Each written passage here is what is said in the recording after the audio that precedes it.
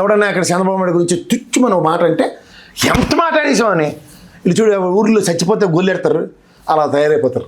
అట్లా అంటే అసెంబ్లీలో మరి బాలకృష్ణ గారు కూడా ముఖ్యమంత్రి గారిని అంటే మాజీ ముఖ్యమంత్రి గారిని సైకో జగన్ అని చెప్పేసి మాట్లాడారు సార్.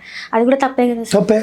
మరి దాని మీద మరి కామినేనుడు జీవితంలో తెలుగుదేశం ధర్మాన్ని గెలిచే ఏకైక వ్యక్తి ఎవడంటే కామినేని. కుల ప్రాతిపదిక మీద అక్కడ కూడా క్యాస్ట్ రిజర్వేషన్లు దిక్కుమల్లి నియోజకవర్గంలో ఆలోచించుకోమన్నా ఎలా గెలుస్తున్నారో, ఎందుకు గెలిచాడు కనుక్కోమన్నా సరే.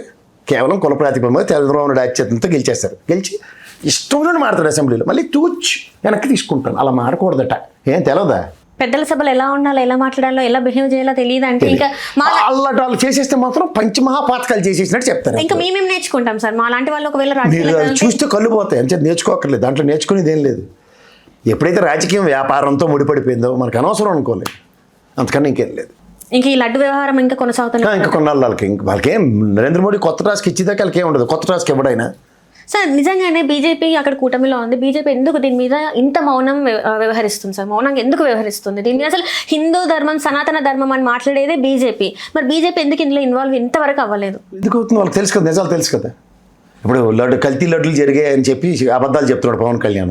ఇది అయోధ్యకి వెళ్ళింది, లక్ష వెళ్ళి అని చెప్తున్నాడు. పచ్చి అబద్ధం. ఎలా తెలుసు వాళ్ళకి? అందులో ఒక బోర్డు మెంబర్ ఒక అతను ఉన్నాడు, ఆయన పేరు ఏదో ఉంది. ఆయన స్వయంగా నెయ్యి కొని లడ్డూలకి ఇచ్చాడు. ఎవరు? రామలింగేశ్వర్ గారు, మైహోం రామలింగేశ్వర్ గారు. వీళ్ళిద్దరూ తయారు చేయించిన లడ్డులు అందరికీ తెలిసిన విషయం. కల్తీ జరగదు. వాళ్ళిద్దరూ అపర భక్తుడు. రామలింగేశ్వర గారు అయితే అపర భక్తుడు. ఇక్కడ మన చిన్నజీవి హాస్పిటల్లో ఉంటాడు. సో ఆయనతో పొరపాటు జరగదు. They have very good relations with BJP. So obviously అబద్ధాలు ఇక్కడ ఎస్టాబ్లిష్ అయిపోయింది.